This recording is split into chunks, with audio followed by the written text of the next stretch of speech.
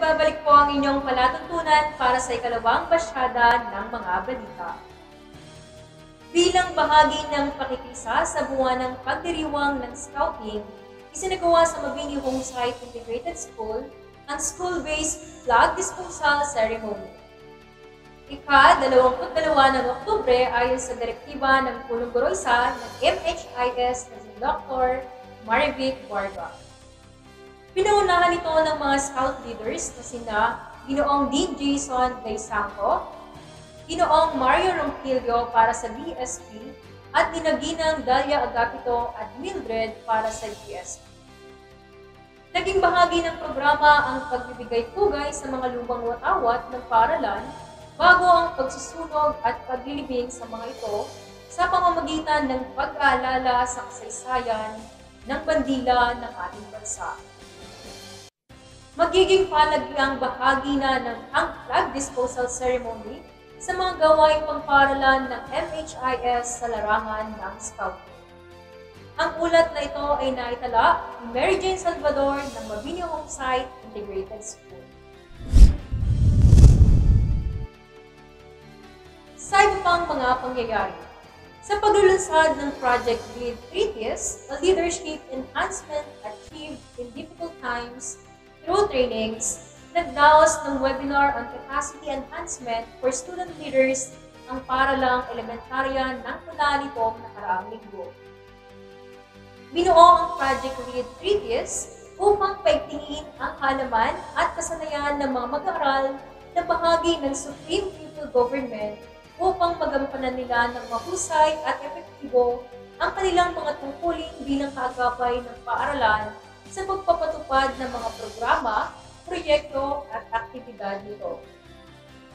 Layunin din ng nasabing proyekto na kasain ang iba pang kasanayan ng mga student leaders kagaya ng tiwala sa sarili, mahusay na pakikipagkalastasan, pagpaplano, pangunguna, at pamumuno sa kapwa mag-aaral. Naglalayon din itong gawing aktibong kabahagi ang mga student leaders sa pagbibigay solusyon sa mga problema sa paaralan sa pamamagitan ng pagiging boses ng mga mag-aaral. Ayon sa ulong guro ng paaralan na si Lea Paulines Cuadro, sa pamamagitan ng Project Lead Treatise, maagang mahuhubog ang mga student leaders upang maging mapakipakinabang hindi lamang bilang SPG officer ngayon, kundi bilang magpakipakinabang at produktibong individual sa hinaharap. Naging panauhing tagapagsalita sa nasabing webinar si Ginoong Edgar Legaspi Jr. na may malawak na karanasan sa pamumuno at pangunguna sa mga student leaders ng pribadong paaralang kanyang dating pinagsilbihan. Tinilakay ni Legaspi ang mga dahilan kung bakit mahalagang magkaroon ng right mindset ang mga mag-aaral at kung paano makatutulong ito sa kanilang mahusay na pangunguna sa kanilang mga kamag-aral. Nagbahagi rin si Legaspi ng mga uri ng simpleng proyekto na maaaring ipatupad at ipalaganap ng SPG kahit ngayong panahon ng pandemya. Dagdag pa niya, mahalagang kasali at kalahok ang bawat isang mag-aaral at siguruhin walang maiiwan. Ang ulat na ito ay naitala ni Lea Paulines Cuadro ng Pula Elementary School. Sa usaping pang-PTA naman, sa patuloy na pakikibahagi ng mga stakeholders sa mga gawain ng paaralan, matagumpay na naidaos ang halalan ng bagong pamunuan ng General Parents Teachers Association ng Mayapyap Elementary School para sa taong panuruang 2021-2022. Isang pagpupulong ng mga pangulo ng Homeroom PTA kasama ang mga guro ng paaralan ang isinagawa upang magkaroon ng halalan ng bagong pamunuan ng GPTA gamit ang online platform. Bago ang nasabing halalan, ay pinaliwanag muli ni Dr. Lea Alvaran, punong guro ng paaralan, ang nilalaman ng DepEd Order No. 54 Series of 2009 o ang revised guidelines governing parents, teachers, associations at the school level. Ito ay upang mapaalalahanan ng bawat isa sa mga gampanin at layunin ng GPTA. Naihalal na GPTA President si Ginoong Isagani Velasquez, Noelson Lopez, Vice President, Zoyla Cruz, Secretary, Permalyn Villanueva, Treasurer, Jessamine Sakilabon, Auditor, Emily San Juan at Donnie Santos para sa Sergeant at Arms, Redentor Ferrer at Melody Omanes para sa PIO, kinilala ni Dr. Lea Alvaran, punong guro 2 ang mga bagong opisyales sa bayang pagbibigay ng hamon sa kanilang mga pamumuno sa kabila ng dinadanas na pandemya. Nagbibigay rin ng kasiguraduhan si Alvaran sa bagong pwersang pagsuporta ng paaralan sa kanilang mga proyekto at gawain. Maayos namang tinanggap ni Velasquez ang hamon ni Alvaran at nangakong patuloy silang gagawa para sa ikabubuti ng mga mag-aaral.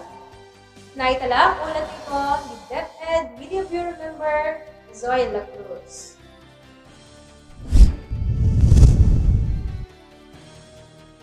Sa face-to-face validation naman, itinampok ang mga aktibidad na naisagawa ng Paaralang Polillo bilang pagsuporta sa Brigada Eskwela na may temang Bayanihan para sa Paaralan para sa taong kasalukuyan.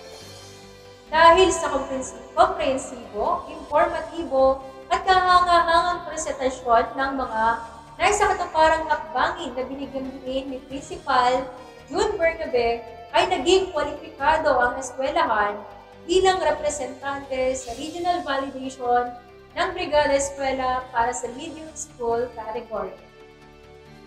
Dinaluhan ng mga kilalang personalidad at on-site validation na kinabibilangan nila SGOD Chief Dr. Wilfredo Sison, SEPS at Brigada Eskwela Coordinator and Validation Dr. Evelyn De Guzman. Sa presentasyon ni Bernabe, ay malinaw na naisa-isa ang mga naging programang matagumpay na naisagawa. Natalakay rin maging ang kabuang halaga at mga gamit sa pagtuturo at pagkatuto gaya ng mga aklat, bond paper, ink at printer. Bukod sa naging proseso ng pagkalkula sa mga naging donasyon, ay isa rin sa mga nabanggit ang mga naging kontribusyon ng mga stakeholders alinsunod sa layuning masuportahan ang mga gawaing may kaugnayan sa literasya at numerasya na sentro naman ng Brigada Pagbasa. Ayon pa kay Bernabe, mahalagang may padama na sa kabila ng pandemya ay naipagpapatuloy ang bayanihan at naihahatid pa rin ang dekalidad na edukasyon. Idagdag pa ang pagiging transparent pagdating sa usaping may kaugnayan sa pondong natipon dahil sa mga stakeholders na nagpaabot ng kanilang suporta. Umani ng magagandang komento ang paaralan dahil sa matibay na paniniwala at pagsisikap nito na maiangat ang edukasyon sa kabila ng pagsubok na inihahain ng bagong normal. Ang ulat na ito ay naitala ni Manuel Padilla ng Polillo Elementary School.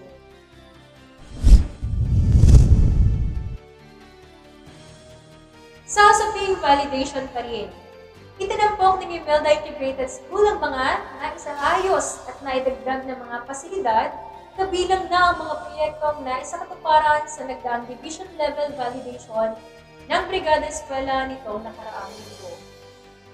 Kasama ang punong guro 2 ng paaralan na si Victoria Arahan at ang validation team na sina Chief Education Supervisor on School Governance and Operation Division, Wilfredo Sison, Education Program Specialist Cyril Therese Muanta, at Senior Program Specialist Evelyn De Guzman. Pinusisi ang mga dokumentong nagpapatunay sa mga nakamit ng paaralan sa ginanap na Brigada Eskwela. Nagbahagi rin ang validation team ng iba pang mga paraan upang mas lalong mapaganda pa ang ulat ng paaralan sa Brigada na kaagad namang binigyan tugon ng Brigada Eskwela Coordinator na si Rick Bernabe. Kabilang din sa isinagawa ng validation team ang pag-iikot at pagtingin sa mga pasilidad at programa ng eskwelahan upang masiguro na nasa maayos itong kalagayan at nasa tamang kaparaanan ito nagagamit. Sa ngayon ay naghahanda ng paaralan para sa pagbisita ng regional level validation team kaugnay sa nalahokang nitong Search for 2021 Brigada Best Implementing School under the COVID-19 Pandemic Elementary Mega School category.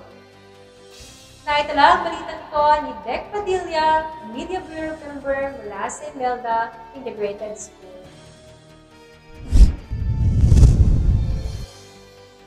Para naman sa pagsisinop ng paaralan, puspusan ang ginagawang paggugulayan sa paaralan ng Elo Francisco Elementary School makalipas ang halos isang buwan mula nang muling magpasukan.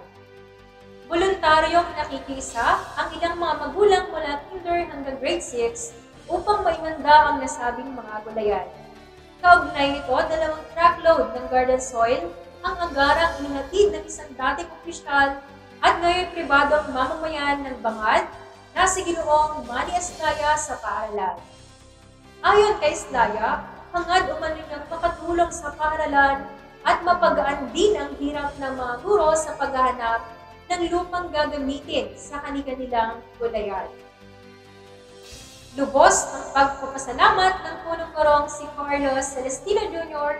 sa dating opisyal maging kay Ginang May Orial na isang guro at brigada coordinator ng L.O. Francisco Elementary School. Naitala ang balitang ito ni DepEd Media Bureau member Ronaldine Balangan. Sa usapang halalan pa rin, matapos ang flag raising ceremony nitong Lunes, isinagawa online ang panunumpa sa tungkulin ng mga bagong halal na SPG officers ng D.S. Garcia Elementary School. Pinangunahan ni SPG Coordinator Carly Laminato ang programa na dinaluhan ng mga guro, mga magulang at mga mag-aaral kasama sa isinagawang panunumpa. Mainit ang naging pagbati ni Head Teacher 3, Josephine Dawang, sa mga nahalal na SPG officer. Kasabay nito, ang kaniyang pasasalamat sa walang sawang suporta at malasakit ng mga bata at kanilang mga magulang sa paaralan sa kabila ng pandemyang nararanasan. Nagkaroon din ng maikling mensahe ang bagong SPG President na si Lovejoy Nabo. Aniya, kaisa sila ng paaralan sa anumang programa na makatutulong sa pagpapaganda at pagsasaayos ng paaralan. Binigyang din ng bagong SPG President na dapat magkaroon ng open communication lines ang kaniyang mga kasama upang maging boses ng mga mag-aaral. Inaasahang magkakaroon ng pagpupulong ang lahat ng SPG officers upang maisulong ang kanilang unang programa para sa paaralan. Ang ulat na ito ay naitala ni Jacqueline Agulto ng D.S. Garcia Elementary School. On matters about loving oneself, Mula Elementary School acknowledges the struggles encountered by its stakeholders in these uncertain times. Hence, the implementation of Project MOA, or Mental Wellness Attracts Health and Happiness. Putting premium on the mental wellness of its stakeholders, the school has lined up several activities like Zumba, virtual palaro, team-building activities, and mental wellness and self-care webinars. Coinciding with Project MOA is the celebration of 2021 National Mental Health Week from October 11 to 16 with the theme Mental Health Care for All. Let's make it a reality. To make mental health a reality, a Zumba was conducted to ensure physical wellness among teachers because it is believed that a healthy body constitutes a sound mind. This Zumba also served as a bonding opportunity among the teachers, which contributed to their healthy well-being as well since they are having fun while exercising. And to achieve a sound mental health, a webinar on self-care was also conducted by a registered guidance counselor from Nueva Ecija University of Science and Technology in the person of Dr. Faith Huevo. Cuevo enlightened and encouraged everyone to do a self-care to have a better relationship not only with oneself but with others. According to her, self-care is self-love, and it is personal decision to deliberately take care of one's mental and psychological well-being. She added further that self-care does not mean me first, it means me too.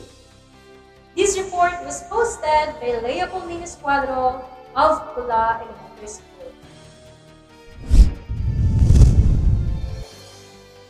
On Slack sessions, Cabanatuan East Central School Grade 5 teachers conducted their first Learning Action Cell session last October 15, 2021 via Google Meet.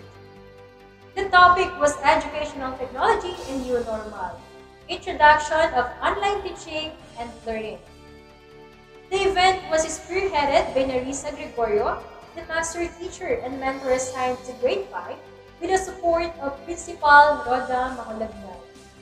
The session aims to encourage the participants to understand the positivity in online teaching and learning, keep them updated on modern instructional devices, and inspire them to become better teachers in this time of pandemic.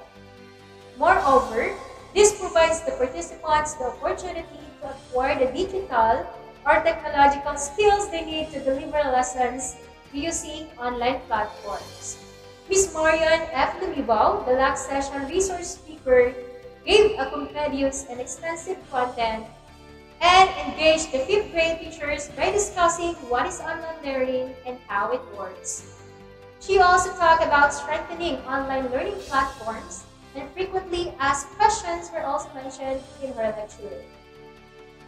The lecturer even included the 7 principles of good teaching in her presentation. An open forum at the end of the lecture served as a way for the participants to clarify certain issues, concerns, and give suggestions.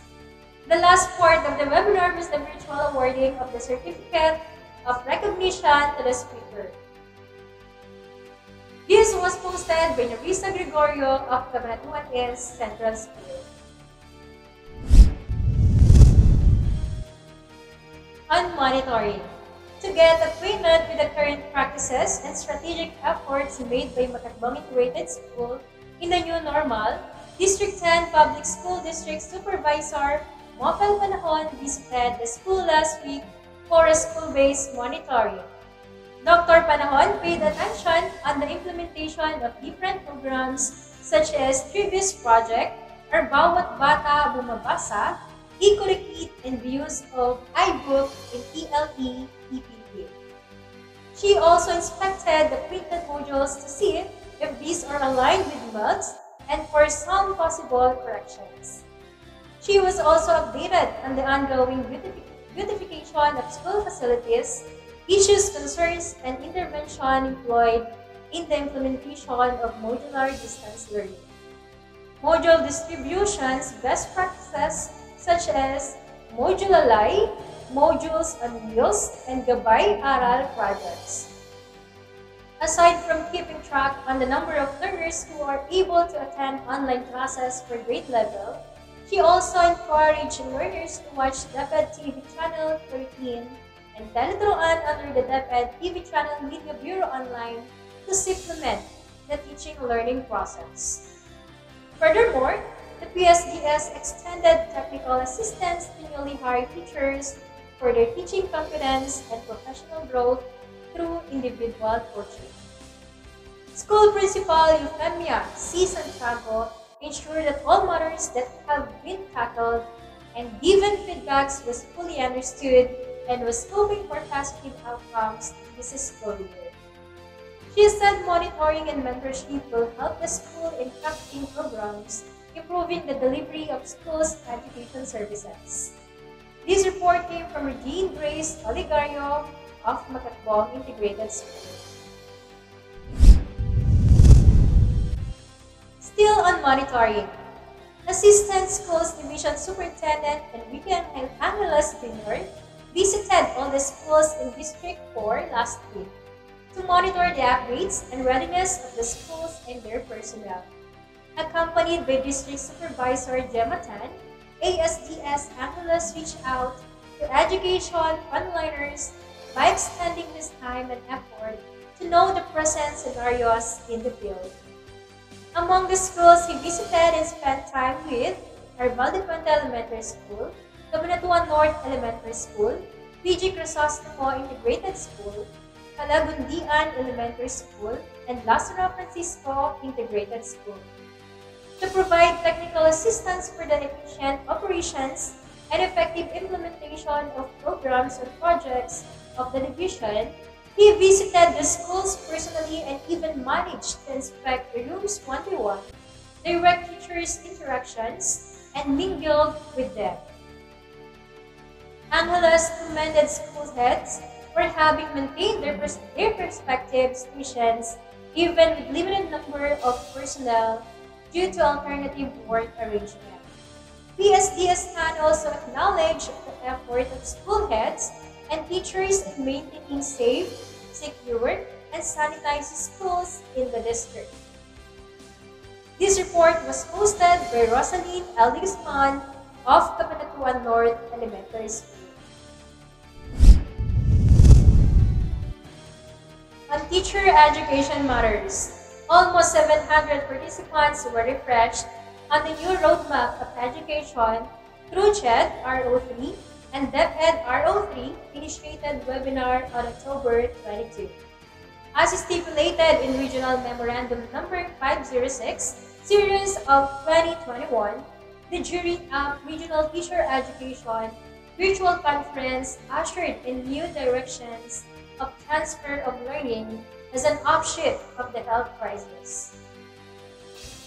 In a presentation, National Teachers College Vice President for Academic Affairs Edison Fermin introduced a shorter graduate program that may be availed of from the collaboration of teacher education institutions. Fermin noted in his almost an hour presentation that the possibility of self-crafted major or specialization will soon be possible for both undergraduate and graduate students by enrolling subjects in teacher education institutions that are participating in the collaboration. Though some participants were doubtful on the concept presented by Fermin and even asked the speaker about his basis in saying so, the uncertainties were somewhat cleared out at the end of the visit talk. After the second talk presented by Division of Bataan, OIC-SDS Ronnie Malyari, who shared his thoughts on knowledge management tools and issues, participants were broken down into 3 groups according to their areas where they were registered during the online registration few days before the date of the webinar. This report was posted by Maria Regina Indito of Campiño Elementary School. And these are the latest developments in and around DepEd Cabanatuan for the past few days. We will be back for panel discussion to be hosted by Pioneer Anchor Alan David Valdez. This is the episode's newscaster, Derek Adadas from Mabini Homesite Integrated School. Don't lose that channel.